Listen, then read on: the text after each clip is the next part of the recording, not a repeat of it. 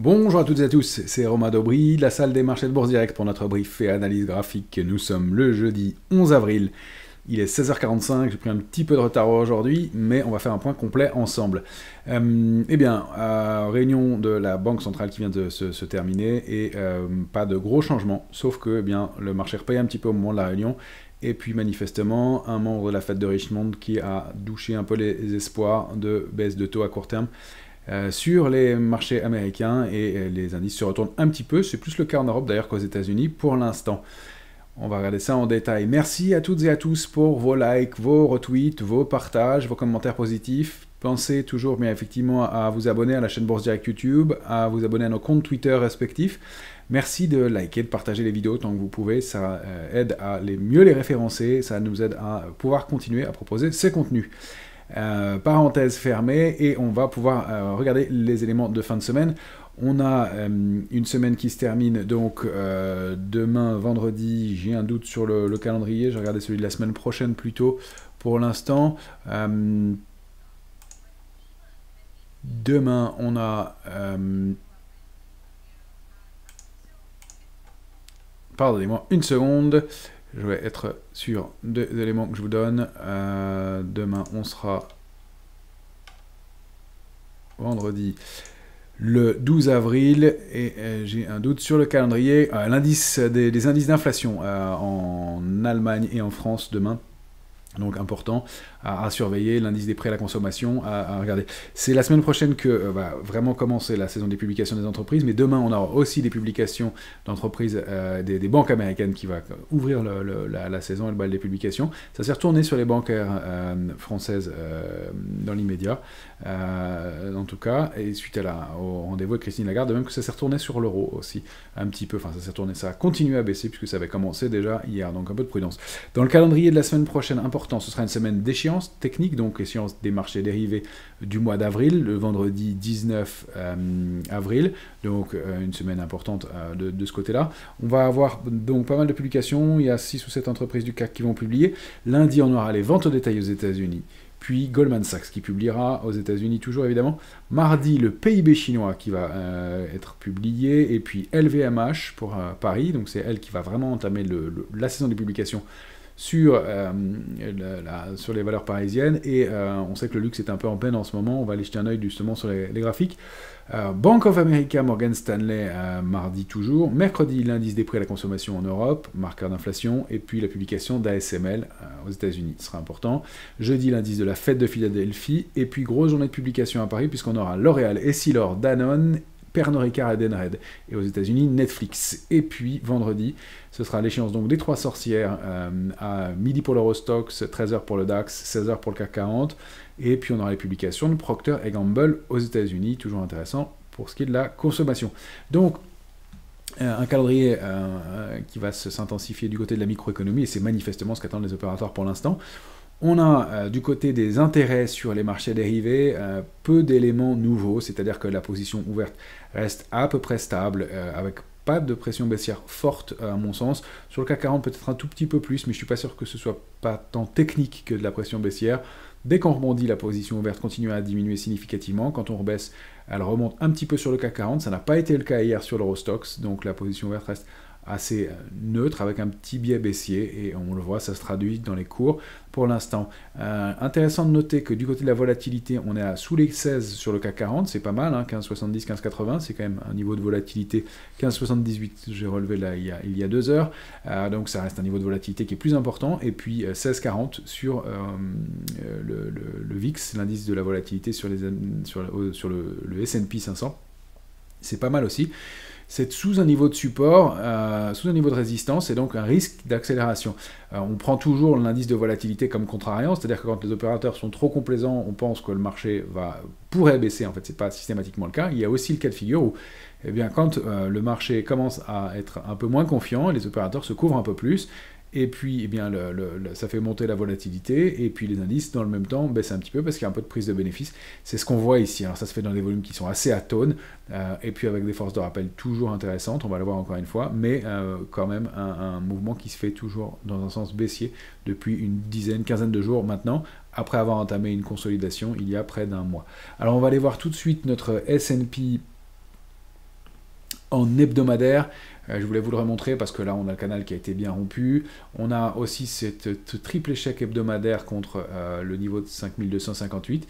Et pour l'instant on préserve toujours 5147. J'ai voulu décaler le niveau de support, mais c'est vraiment 5147. Alors on a 5139 si on veut ajuster, mais 5147 reste le niveau de support qui est testé en clôture. Voilà, ici encore une fois, on l'a testé donc une fois, deux fois, trois fois. Depuis le 4 avril. Je tente de trouver un petit canal baissier, je n'ai que 2 points en haut, 2 points en haut et à peine 2 points en bas, et encore c'est pas très franc. Je le tire un peu par les cheveux en prenant les clôtures d'ici, et on n'est même pas allé exactement sur ce niveau-là. En revanche, on a effectivement ce double appui sur le support de 5138,5 sur le S&P, donc ça va être à surveiller cette zone 5138, 5147. À chaque fois, on trouve des forces de rappel pour bien repayer doucement ce marché. Mais pour l'instant, on n'accélère pas à la baisse, on reste canalisé. En revanche, on n'arrive plus à déborder 5179 depuis 2 séances maintenant, des bougies d'indécision, d'attente probablement avant la saison des publications, et puis évidemment la réunion de la Fed à venir.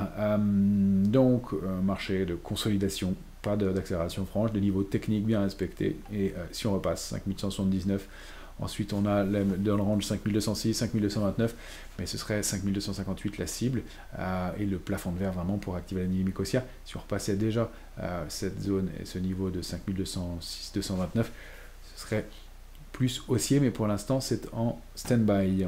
Pas beaucoup plus d'éléments à donner, évidemment. Si on rompt 5138, 5147, ça pourrait accélérer un peu, 5111 derrière, et puis cette zone cible 5031, 5057 qui me paraît être une bonne cible pour une consolidation qui n'est pas terminée à mon sens.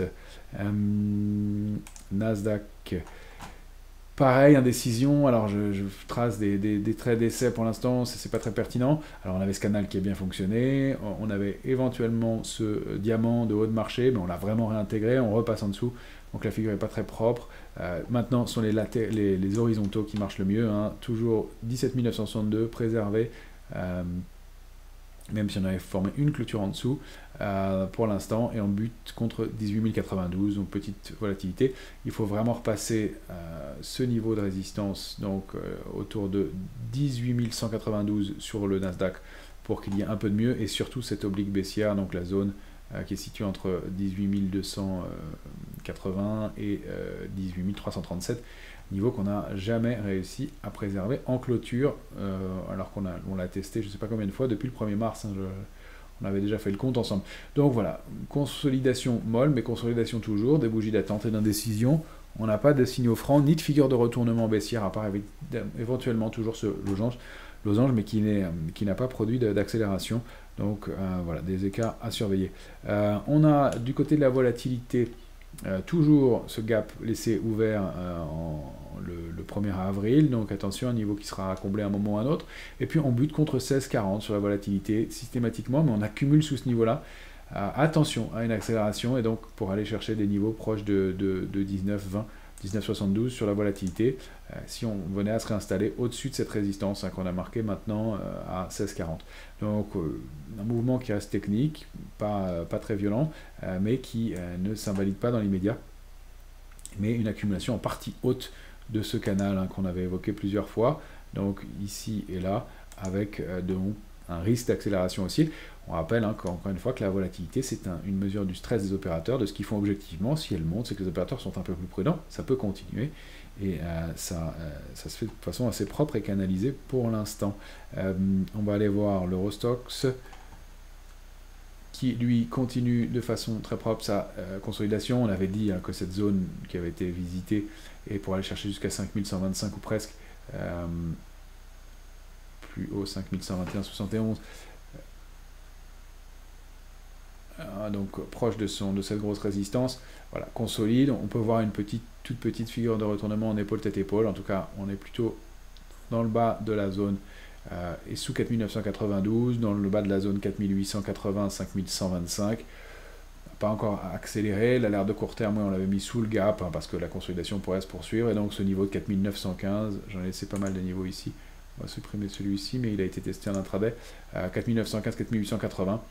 est un niveau vraiment à préserver, au risque d'accélérer encore une fois, d'aller chercher ce range plus bas, d'aller consolider, pourquoi pas combler ce gap aussi, qui date du 22 février. L'impulsion haussière est clairement rompue cette fois-ci.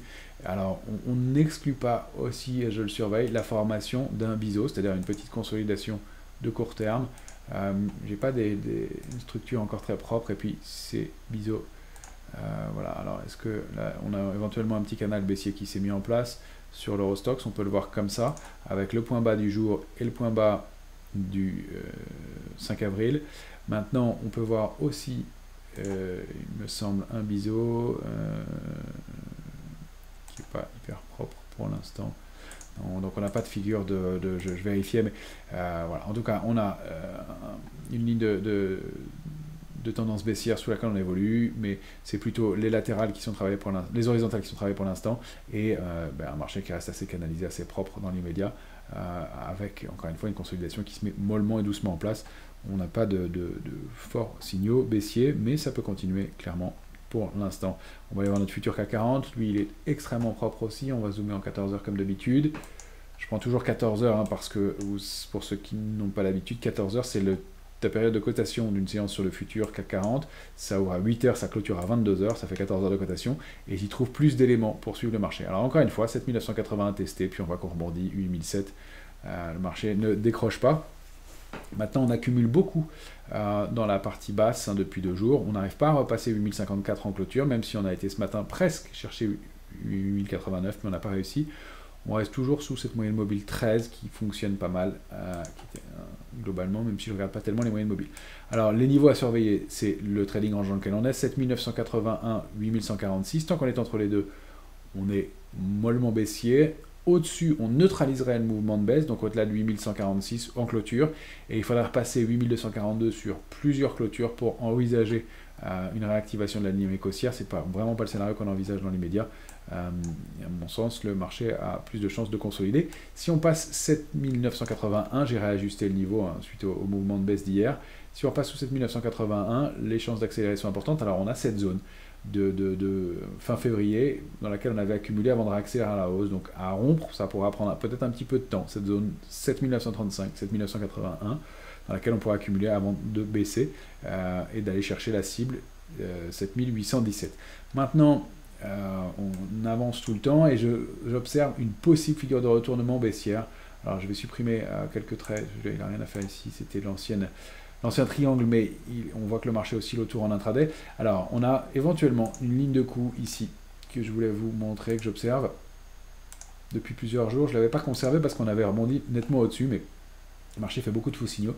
Donc une épaule, tête ici et épaule là, donc elle n'est pas très symétrique, mais sait-on jamais, et avec donc la ligne de coup qui serait rompue à nouveau, et donc ce niveau à surveiller, 8026, 8033, qui pourrait bien, s'il était débordé à nouveau, invalider cette fois-ci la consolidation en cours, et tant qu'il reste résistance en clôture et en intraday, eh bien donner comme cible la taille de cette figure, donc dupliqué par le bas, je l'ai dupliqué ici, et ça donnerait donc à la sortie une cible à 7765. Donc, qu'on prenne le range 7981, 8146 pour dupliquer par le bas qui donnerait 7817, parfait niveau de support d'ailleurs, donc ça c'est assez propre, c'est possible. Maintenant, on reste quand même en zone d'alerte de court terme, donc un risque d'accélération qui est plus important qu'un des chances de rebond à mon sens. Encore une fois, il faut se réinstaller au-delà de 8026, 8054 en clôture pour invalider ce mouvement-là. En tout cas, on trouvera une zone cible idéale suivante, située entre 7765 et 7817. On peut aller plus bas, hein, 7664, le niveau suivant, sur un sell-off, sur un petit moment de panique. Ce n'est pas à exclure dans le cas d'un marché qui est en train de changer de paradigme et de tendance aussi. Je cherche aussi un éventuel biseau sur CAC 40 pour bien sceller la fin de la baisse. On a ces points-là qui s'alignent pas mal, donc à surveiller. Donc point bas en 14 heures du 25 mars, point bas en 14 heures du 5 avril et du 10 avril. Ça peut être effectivement un mouvement le début d'un biseau. Voilà, on aurait éventuellement 3 points là. Donc une structure en biseau, donc une consolidation. On n'a peut-être pas 1, 2, 3, 4, toutes les vagues encore, 5, pourquoi pas. Donc à surveiller. Marché d'indécision, marché qui a toujours des forces de rappel, les niveaux sont toujours préservés, mais on n'arrive pas à accélérer. Donc période de stand-by, à mon avis, avant la publication des entreprises. Alors on va aller voir quand même quelques valeurs, parce que c'est dans ces cas de marché-là des éléments qui nous intéressent, et notamment quelques ETF. Je vais vous montrer l'ETF des ressources de base, hein, donc BRES le code, toujours intéressant. On avait évoqué cet ETF maintenant il y a quelques jours, quelques temps déjà, donc dans un grand trading range 78,44 avec une résistance 94,40 et une intermédiaire ici. On va zoomer en journalier, alors on va avoir plus de traits, non ça va, j'en ai pas laissé trop. Voilà, on a du mal à aller chercher la résistance. Peut-être que je devrais la rebaisser un peu, mais non, le niveau était pas mal. Bon, en tout cas, c'est là où le marché a buté, donc on va le rebaisser à 93,20. Voilà, on est allé chercher cette cible, ressources de base, donc avec toutes les minières, etc., et les valeurs liées qui peuvent être intéressantes. Et effectivement, le rebond s'est mis en place.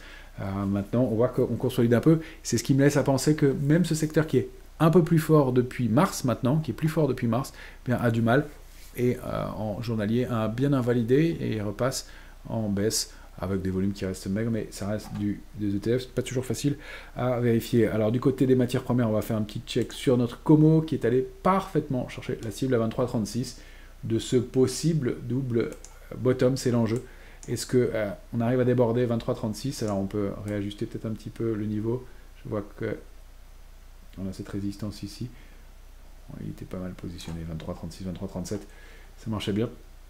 Donc premier appui ici en juin, ici cette zone d'appui deux fois en décembre et puis en janvier. Donc on a peut-être ce double bottom, et donc si on réussit à déborder 23,37 en clôture hebdomadaire, on a de bonnes chances de continuer à accélérer sur les matières premières et d'aller chercher la zone 26,08, 26,31 qui est un gros niveau de résistance en plus. Donc graphiquement ça colle très bien comme scénario. On a payé et accéléré dans le dernier mouvement avec du volume.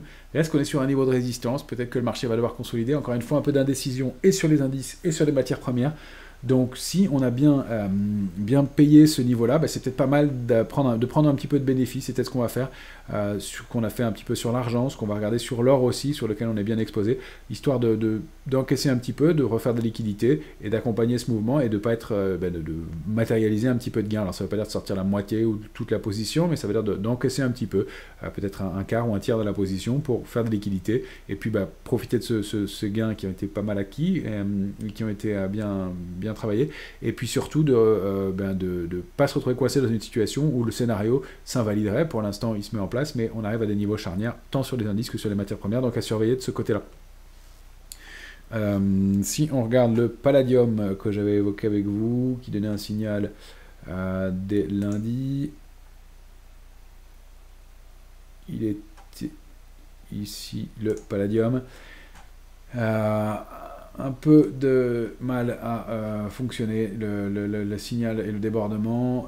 En étant hebdomadaire, en journalier, on voit que bien sûr l'annonce des chiffres de l'inflation aux États-Unis, il y a eu une vraie invalidation, alors en tout cas un échec de la sortie, invalidation pas sûre encore. Tant qu'on est au-dessus de 1004, c'est un mouvement qu'on surveille quand même, parce qu'il y a une accumulation qui s'est faite depuis plusieurs semaines, notamment autour de cette structure de retournement épaule, tête, épaule inversée avec accélération haussière, ici aussi. Donc bon, un petit coup de frein, et encore une fois, cette moyenne mobile 13 qui fonctionne encore très bien. Donc tant qu'on est au-dessus de 1000, bien le scénario demeure valable, mais on n'a pas réussi à déborder ce qu'on pensait à ce niveau, et il faudrait passer, je reviens en hebdomadaire, le niveau de 1120 pour valider la sortie, et aller chercher la zone 1377, 1394 sur le palladium. Donc le scénario reste en cours, mais cette invalidation n'est pas excellente effectivement à court terme. Le cuivre en revanche est toujours bien orienté. Je vous invite à lire le papier sur le sujet du cuivre de Benjamin Louvet, qu'il a publié pour Ophi Asset Management, que vous retrouvez sur les réseaux à mon avis assez facilement. Très intéressant sur la transition énergétique, sur l'importance du cuivre dans cette transition, et sur le fait qu'on arrive probablement à un point de départ d'un mouvement haussier de moyen ou long terme sur le cuivre. Alors, pour l'instant, on bute sur la résistance à 4,25-20, après une accélération marquée, toujours cette phase de consolidation. Le mouvement n'est pas invalidé, mais effectivement, encore un moment propice pour prendre du bénéfice qu'on avait commencé à faire sur ce niveau-là. Il n'y a pas beaucoup d'autres commentaires pour l'instant, on n'a pas de divergence majeure, des volumes un peu plus lourds dans les mouvements de baisse. On est toujours en consolidation, évidemment. Mais le mouvement reste largement haussier quand on dézoome et qu'on voit la sortie de ce triangle de long terme, et donc, encore une fois, du potentiel de hausse. Matière première toujours volatile et plus compliqué à travailler que le reste. C'est pour ça que le panier de valeurs matières premières est pas mal à travailler. L'argent, mais comme on l'avait évoqué, bute sur ce premier niveau de résistance, mais après un très beau parcours haussier de plusieurs semaines. L'argent en journalier, 28,13, c'est vraiment une résistance, on le voit, on a tenté de déborder, des petites mèches haussières, et 28,13 est déjà un niveau de résistance. On rappelle que le mouvement qu'on vise de moyen-long terme sur l'argent, il est bien plus important. C'est la sortie de ce grand triangle, avec en mire la zone 34,78, 35. Je vous le remontre en hebdomadaire. Non, je n'avais pas laissé les traits, alors on va les refaire. Donc cette structure de retournement, épaule, tête, épaule inversée, qui a mis du temps à se mettre en place, mais qui manifestement est déclenchée cette fois-ci. Et très franchement, avec des volumes importants, un mouvement de long terme, mais encore une fois, peut-être des niveaux propices pour prendre un peu de bénéfice. Et on voit qu'on arrive pile dans cette zone de résistance majeure sur l'argent. Je vais dézoomer un peu et vous remontrer l'argent à long terme. L'argent qui était monté à des niveaux autour de 2011, à des niveaux de 48 $ l'once, et qui avait même testé des niveaux aux alentours de 30 plus récemment, 29,85-30 dans le courant de 2021. Donc c'est un mouvement important et encore une fois peut-être une petite consolidation à court terme sur les métaux, de quoi prendre un peu de bénéfice. C'est un peu la même chose sur l'or, qui n'a pas été encore chercher sa cible idéale. L'or qui est ici, pardon, en hebdomadaire toujours, on rappelle la sortie du grand trading range, donc 1688, 2070, dont la cible idéale est 2452, mais c'est vrai que quand on zoome à court terme, on a des petits signaux d'épuisement. Cette résistance maintenant intermédiaire à 2355, on va marquer pour la suite. Voilà, on a bien buté 1354,5. On n'a pas de retournement majeur, mais effectivement un peu de prise de bénéfice après une impulsion qui a été importante, et encore une fois dans un moment un peu de stand-by sur le marché, et un moment un peu charnière pour voir comment les choses s'orientent. C'est ça que je voulais vous montrer aussi. On avait évoqué des ETF sur les moyennes de capitalisation, et puis on ira voir quelques valeurs ensuite. Sur les moyennes de capitalisation, je vous disais, attention, c'est peut-être un peu tard pour rentrer, et effectivement en phase de consolidation. Ça c'est le Itamid, c'est un ETF de moyenne capitalisation italienne qui était très surperformant et qui depuis plusieurs heures a bien consolidé, donc peut-être un niveau de stand-by avec un petit moment de consolidation, avec des retours sur cette zone-là, 170,88, pourquoi pas. Pour vous montrer le CEM, qui celui-ci est la Mundi mid-cap européenne, pareil, on est en hebdomadaire, quand on regarde en journalier, ça stoppe un petit peu le mouvement, il n'y a rien de méchant pour l'instant, mais un petit peu moins de force dans le mouvement, peut-être un petit retour autour de 128,82 pour mieux rentrer. Et puis celui qu'on avait regardé fréquemment ensemble, c'est le MMS, j'articule bien parce que je sais que certains n'avaient pas entendu, il est ici, MMS, pareil, consolide un petit peu contre le niveau de 351,40, on l'avait évoqué, donc retour pourquoi pas vers 344, ça c'est un ancien Lixor, donc Amundi maintenant Small Cap, il faudrait que je change de nom, en hebdomadaire, mais lui, bien, après avoir eu plusieurs échecs et beaucoup travaillé cette oblique, il l'a débordé franchement et il bute contre le premier niveau de résistance. Pourquoi pas une petite consolidation de ce côté-là aussi, ça paraît assez légitime et ça conforte cette idée que le marché pourrait consolider un petit peu. Pour faire un peu de pédagogie et puis de revenir sur des opérations intéressantes, on a Valeo qui a formé une vague de Wolf haussière qui s'est bien déclenchée.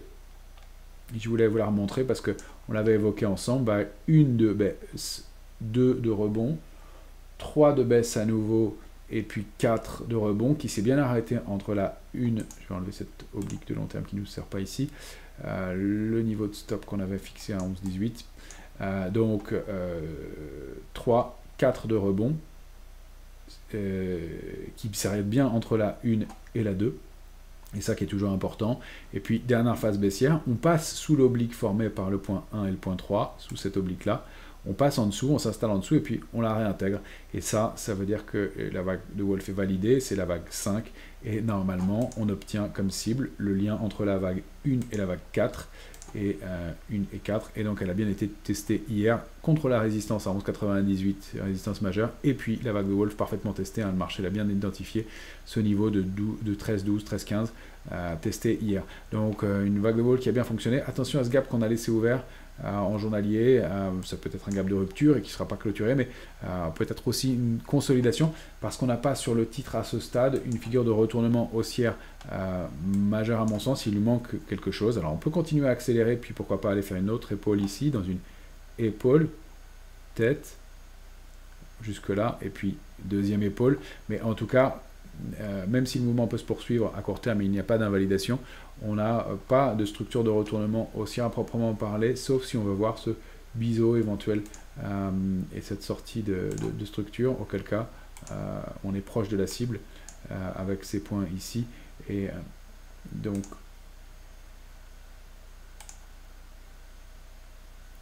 on est plutôt un canal, vous voyez, qu'un biseau pour l'instant.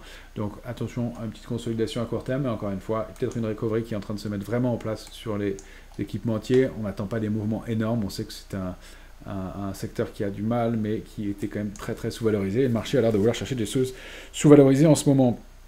Et je voulais vous montrer les valeurs du luxe, notre benchmark toujours L'Oréal en ce moment, qui reste, eh bien, à mon sens, baissière depuis qu'elle a rompu 431. On a toujours voilà, cette tentative de rebond dans la zone de support intermédiaire là, autour de 410, 405. Reste que on ne repasse pas niveau de 423, niveau de résistance intermédiaire aussi. Ce serait vraiment là de 431 que l'impulsion baissière serait invalidée. Elle publie jeudi prochain, donc jeudi 17, L'Oréal, donc à surveiller. On reste baissier sur le titre d'ici là, avec, on le rappelle, une cible qui est située entre 373 et le bas de la vague de Wolf que je vous remontre en mensuel, vague de Wolf baissière cette fois-ci. Donc cette oblique formée par les points 1 et le point 4, et qui est donc de décembre 2021 au mois d'octobre 2023, donc une très grosse structure, et qui donc laisserait encore la possibilité d'une correction complémentaire non invalidée à ce stade. Je voulais vous montrer LVMH, on va la regarder en journalier, aussi benchmark, qui va être la première à publier mardi. Donc LVMH, hein, attention, voilà, quand on la regarde en mensuel, on a vraiment un échec contre 865,50, on préserve 787,50 pour l'instant. Quand on la regarde en hebdomadaire, on est toujours contre ce niveau de résistance, très propre graphiquement, 787, 816, il faudra vraiment repasser 816 pour réactiver une dynamique, et pour l'instant on a cette possible épaule, tête, épaule, avec sortie, throwback, et puis on baisse toujours sans accélérer. La cible idéale de cette figure donnerait des niveaux autour de 739,80. Si on repasse en revanche 816, on invalide cette structure, en tout cas en clôture. Si on passe à niveau en clôture, pour l'instant ça reste toujours un peu mitigé, on le voit, les valeurs du luxe qui ont du mal. Et puis je voulais vous montrer deux valeurs plus petites. On a Exahome sur laquelle on est rentré à titre spéculatif à court terme, mais qui donne une configuration vraiment propre et intéressante quand on la regarde en hebdomadaire. Donc ça, Exahome, je regardais les niveaux intermédiaires.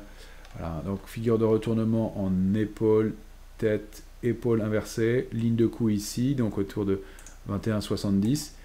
Et puis la sortie qui s'est faite franchement avec une cible idéale située aux alentours de 30,80. Exahome, donc en hebdomadaire, qui donne des signaux intéressants, qui est sorti et qui est bien publié, qui est sorti avec des volumes. Alors peut-être pour rentrer attendre un throwback vers 21,90, 21,70, ça peut être le bon tempo pour le faire. Pour l'instant, elle a débordé ce niveau de 21,70 en gap journalier. Donc Est-ce que c'est un gap de rupture aussi? Pourquoi pas. En tout cas, un signal haussier de moyen long terme intéressant à regarder. Et puis, je vais vous montrer une dernière. C'est une qui a publié aujourd'hui et qui a une configuration graphique intéressante, peut-être une recovery aussi. Parmi les petites capitalisations, c'est Katana. Et vous avez tout de suite reconnu un biseau baissier, donc une figure de retournement haussière. Et c'est intéressant parce que Katana, elle a été testée, donc cette borne basse. Alors, je vais mettre en hebdomadaire pour commencer. Voilà. Ici et là, mais elle n'est plus allée et elle a préservé le niveau de 4,49. C'est un niveau de support de long terme qui date de 2021, retesté en 2022 et sur lequel elle s'est appuyée plusieurs semaines et puis qui a donc s'inscrit éventuellement dans cette figure de biseau. Ça peut être intéressant si elle réussit à déborder 4,95. On va surveiller ce mouvement-là, mais vous voyez qu'en journalier, elle tente de déborder l'oblique baissière qui est très propre et qui est active depuis le mois de décembre 2023, décembre dernier, testé ici, buté là, et donc elle a l'air de s'y attaquer. Pour l'instant, elle sort avec une bonne publication et du volume. Alors il va falloir peut-être un peu plus pour confirmer, mais le débordement de 4,95 validerait cette sortie, puisque c'est une résistance intermédiaire, et permettrait de viser donc un rebond vers le haut du biseau dans ces cas-là. Ça donne un potentiel assez intéressant et un ratio risque-rendement qui sont pas mal sur Katana, avec donc en mire 31% vers 6,45 de cible idéale et avec une invalidation qui se ferait. Alors au plus court, sous cette zone, on va la fixer donc ici sous le niveau de 4,80, 4,79, avec un peu plus large pour laisser un peu plus de marge au titre, sous le niveau de la dernière consolidation autour de 4,60. Voilà. Les éléments qu'on pouvait regarder pour cette fin de semaine, donc demain chiffre d'inflation, début des publications aux États-Unis, la semaine prochaine quelques belles valeurs du CAC 40 qui vont publier et quelques publications aux États-Unis, un intérêt qui est un peu moyen et une consolidation qui est toujours en place, il n'y a pas d'éléments forts, et puis l'échéance technique des marchés dérivés qui se tiendra vendredi 19 avril. Je vous souhaite une excellente fin de semaine à toutes et à tous et on se retrouve rapidement.